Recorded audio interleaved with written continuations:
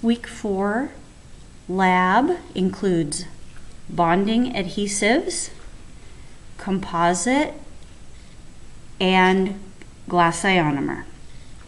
Let's start by talking about the 3 bonding adhesive systems you'll be mixing today. The first is a 4th generation 3-step. The 3 steps are etching and rinsing, applying a primer, drying, then the 3rd step is applying the adhesive, and at this point you would cure the material prior to moving on to your composite. The other 2 that we're mixing are 1-up bond, which is a 2-bottle system that you would mix together prior to applying to the isolated dry tooth. The etch is included in the part A, or the primer. Once you've applied it to the tooth, you would then cure the material. The 3rd is Prompt L Pop. It's an all-in-one system. The etch, primer are in the first little bubble. The adhesive are in the 2nd bubble, and the micro brush is included in that system. Both of these are just a 1-step application to the isolated dry tooth. So let me begin by demonstrating how to mix the 4th generation 3-step. So the first step is to condition the tooth with an etchant. So I'm going to grab my etch. I'm going to remove the cap and apply a tip to the syringe that allows me to extrude a little bit onto the tooth cavity preparation. So first I want to have a 2x2 handy so I can extrude a little bit of the material. Sometimes the tip is plugged, or the etchant itself can become dried out and doesn't work. So you want to check it and make sure it works prior to getting this ready for the operator.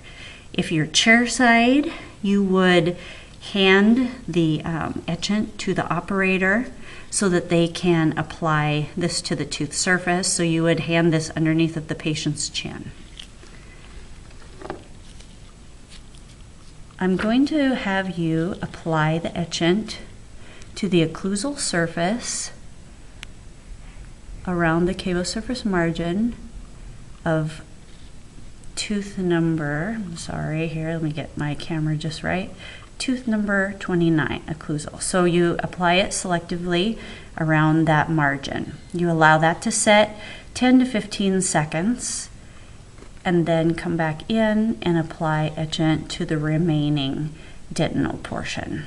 Okay?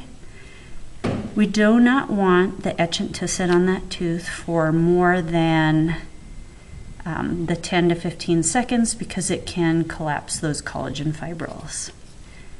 Then if you were chair side, you would rinse off that etchant and dry the tooth and prepare that. I'm just going to use a wet 2x2 and rinse out some of that. If you were chair side, this is a gel. You'd want to rinse it at least 10 to 15 seconds to get all of that gel off of the tooth surface. You want to get it nice and clean. Okay. So I'm going to set this aside, and I'm going to put out my primer, which if you look at the bottle, it has a number 1, so I'm going to place it in the well that has also matching 1 and 2. I'm going to put 1 drop of primer, and then I'm going to grab my adhesive, which is the 2nd bottle, and I'm going to apply 1 drop of that adhesive right into the well as well. Now, while we're waiting for the tooth to etch, we want to close that orange shield to prevent any overhead light from setting the material hard. I have a separate brush for my primer and a separate brush for my adhesive. And they're different colors, so I can keep track of which one I used for the primer and which one I used for the adhesive. Sometimes you're working on more than one tooth or you need to apply more material. You want to be able to remember which brush went with which material. So now our tooth has been properly dried, okay?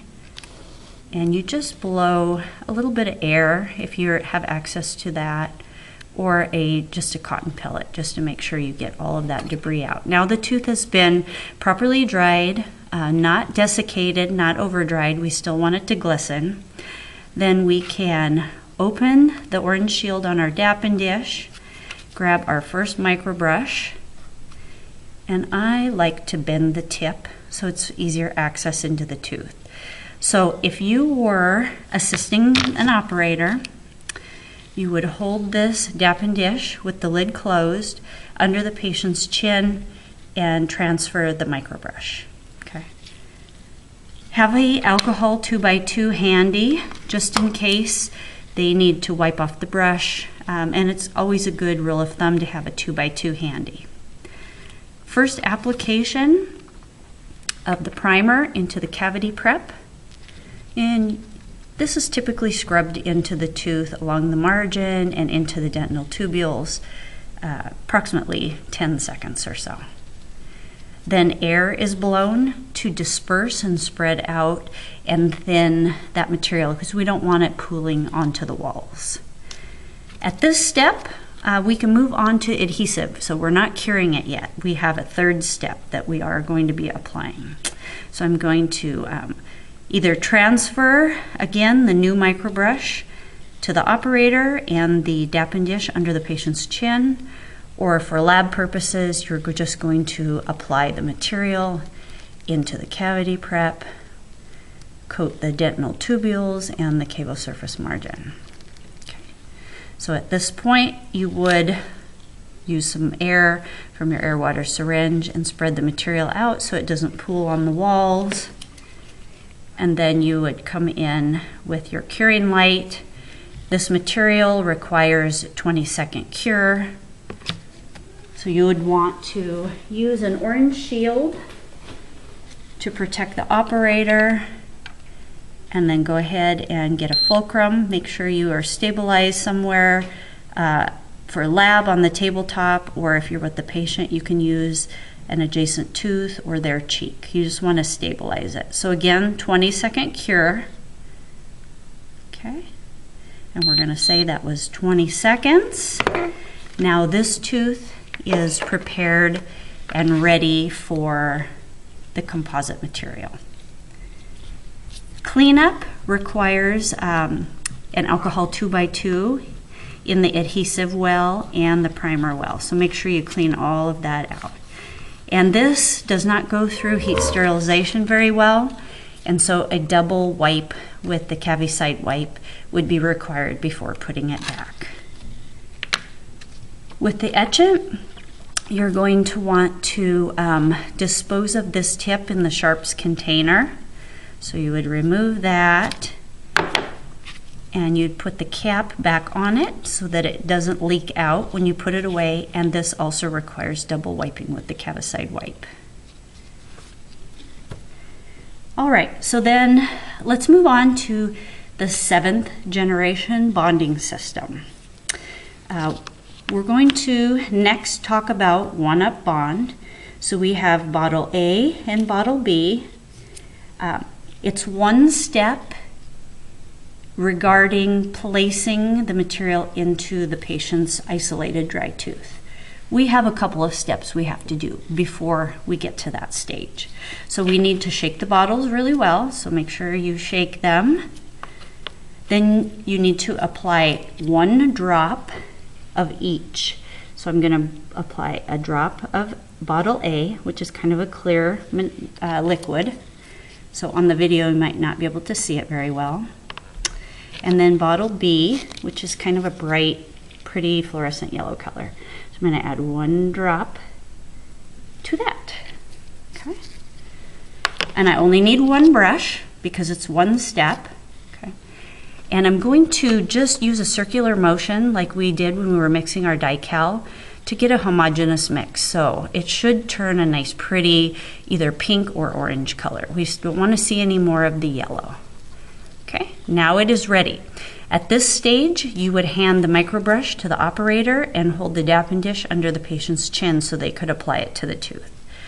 For lab, however, you're going to just directly place it in the occlusal of number 30. So again, it has self-etch built in, so we don't have to do a separate etching. So this is just one step of applying it using a scrubbing motion at least 10 or 15 seconds into the dentin and along that cavo surface margin. So your tooth might turn kind of an orange or a pink color. Okay. Then if you had access to air water syringe, you would just blow a little air and spread that out. Next step then is curing this material. So the Optibond we cured for 20 seconds. For the this one, these next two, we can adjust the amount of time to 10 seconds, get a good fulcrum, and then hit the blue light. So this is just a 10-second cure. Okay. Last but not least is going to be the Prompt L-Pop 7th generation. Again, it's one step. What's common with all three of these are that they are all adhesives. They help adhere a composite resin to the tooth. They can be used interchangeable with all composite materials. A dental office is likely only going to have one of these systems. This demonstration is showing you the variety of what you can see out in practice.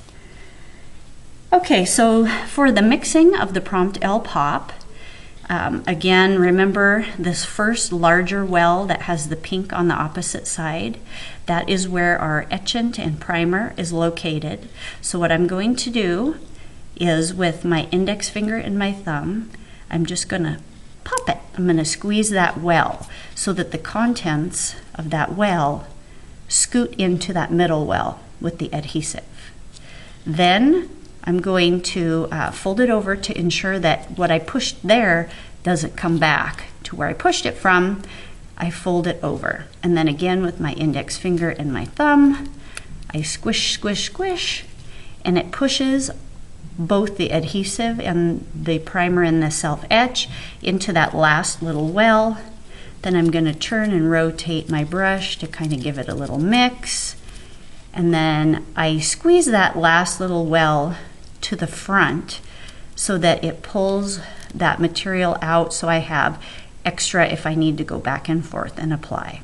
So you'd want to just hold on to this Prompt L-Pop container, hand the microbrush to the operator, and they could dip back into that well if they needed more to add to the tooth.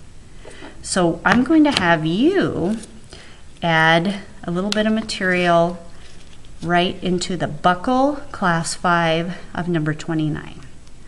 So you would just scrub, scrub, scrub in on the dentinal tubules and the cavo surface margin. Again, this is has the self-etch built right in, so we really want to get in there and scrub to remove that smear layer. This bonding doesn't have a pretty color, so it's clear. So it might not be that easy for you to see in your application. Sometimes you only need one application if it's a small filling, or you may need a larger application if the filling is a little bit bigger. Then this, you come in, get within 2 millimeters of the cavity preparation, have your shield, and you would light cure it for 10 seconds.